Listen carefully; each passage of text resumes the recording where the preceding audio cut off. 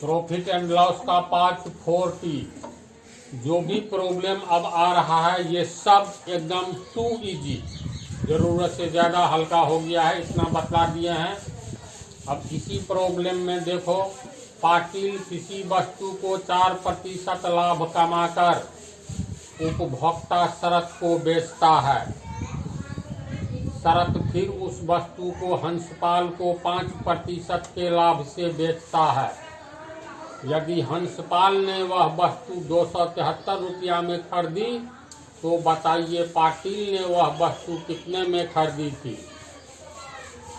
फिर पढ़ो, पाटिल किसी वस्तु को 4% लाभ कमाकर उपभोक्ता शरत को बेचता है। सिर्फ पहली पंक्ति देखो तो पाटिल कितना बेनिफिट लेता है, किसी वस्तु को 4% लाभ कमाकर शरत को बेचता है।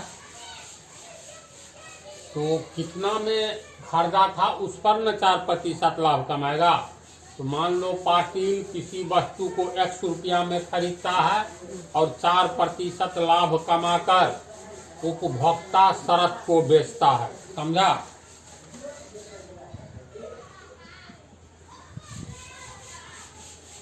माना कि पाटिल किसी वस्तु को X रुपया में खरीदता है,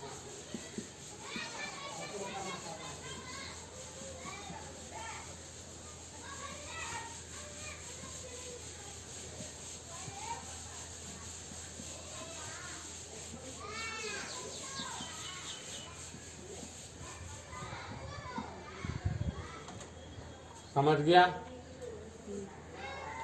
तो वस्तु का क्रय मूल्य पाटिल के लिए, पाटिल खरीदता है ना, तो पाटिल के लिए वस्तु का क्रय मूल्य कितना हो गया?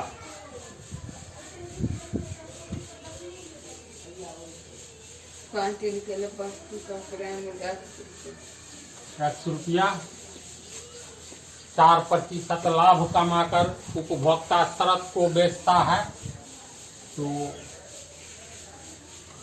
X प्लस X गुने 4 पर 4% लाभ है ना।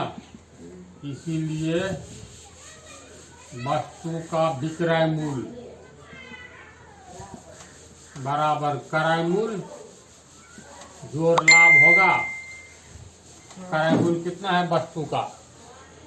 X रुपया।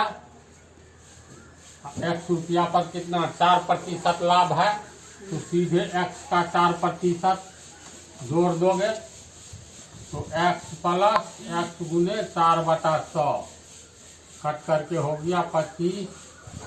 X प्लस X/25 लघुत्तम लेंगे तो 25X प्लस X बराबर 26X/25। वस्तु का विक्रय मूल्य हो गया 4% लाभ पर इतना। दूसरा तरीका क्या है? 4% लाभ का मतलब 100 रुपया में खरीदो, 4 रुपया फायदा लो, यानी 170 रुपया में बेचो। 100 रुपया क्रय मूल्य, तो विक्रय मूल्य कितना? 170 रुपया होगा। इसीलिए 1 रुपया क्रय मूल्य, तो विक्रय मूल्य 170/100। इसीलिए X रुपया क्रय मूल्य, X रुपया है ना वस्तु का क्रय मूल्य, तो विक्रय मूल्य 170/100 गुने X। 4 से काटो, 25 चौका 100, तो ये 26 चौका 104। 26X/25 बात हुआ न बराबर? सब तरह से समझ रहे हो?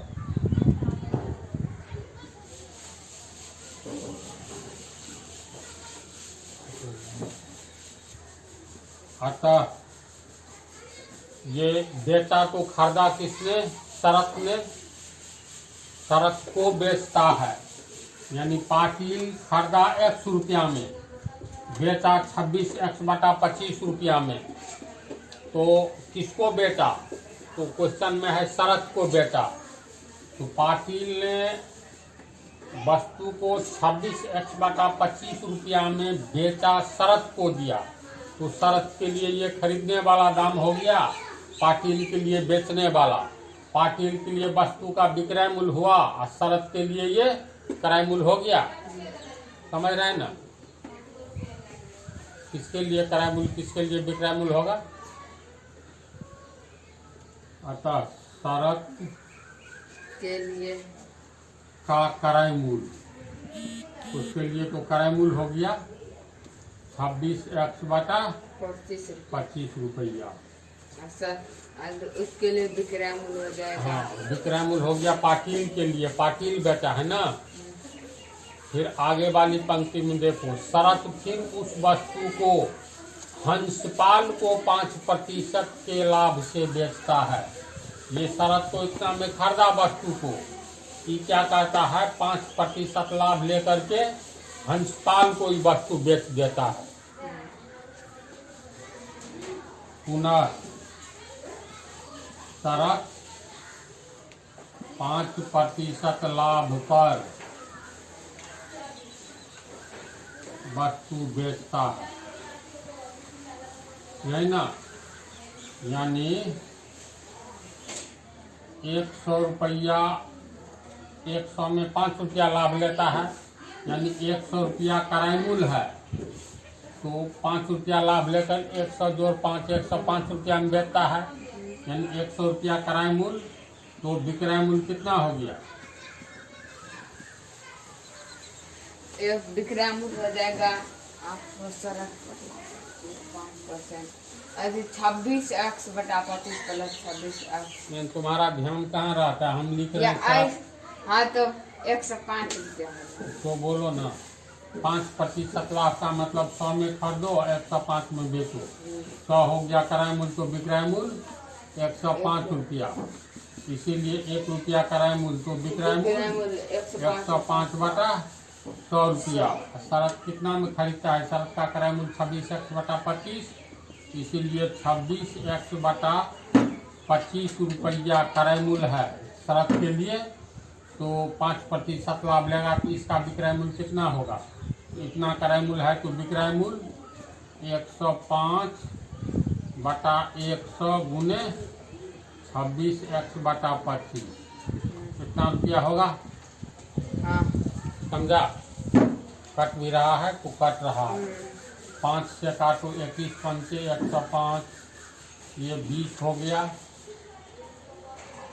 ये हो गया। 2 से काटो 10, ये हो गया 13।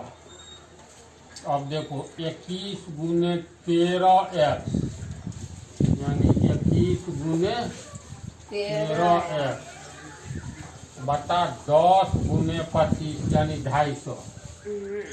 तो इसको भी गुना करोगे, 21 या 63 6, 21 6 27, 273x बटा 250 रुपया विक्रय मूल्य हो गया।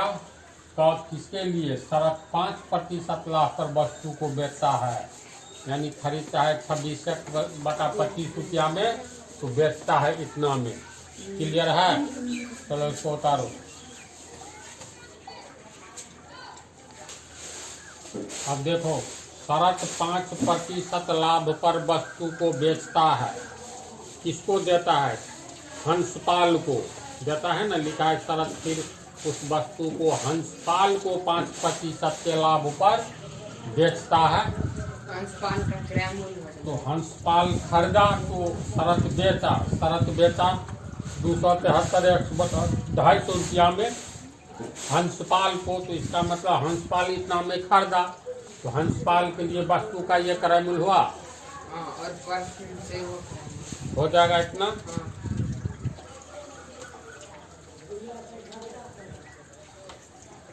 तो ये लिख सकते हैं, शरत वस्तु को बेचता है, यानी शरत का विक्रय मूल्य, बेचने वाला मूल्य, खरीदता है कौन, हंसपाल, तो शरत का विक्रय मूल्य बराबर हंसपाल का क्रय मूल्य हो गया ना, हंसपाल का क्रय मूल्य। तो हंसपाल का क्रय मूल्य कितना हो गया, 273x बटा 250, 273x बटा 250 रुपया। इसको समझा ना।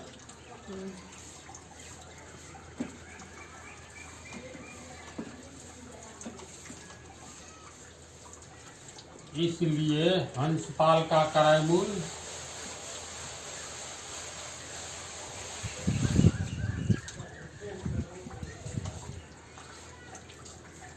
273 x बटा 250 रुपया। ये हो गया समीकरण 1।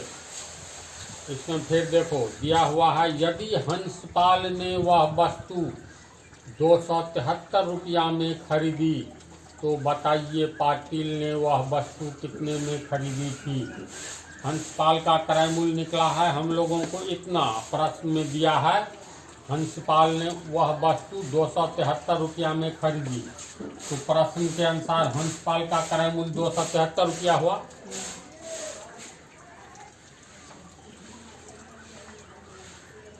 प्रश्न से हंसपाल का क्रय मूल्य बराबर 273 रुपया। ये हो गया समीकरण 2। अब समीकरण 1 और 2 दोनों तो एक ही चीज है, अतः समीकरण 1 एवं 2 से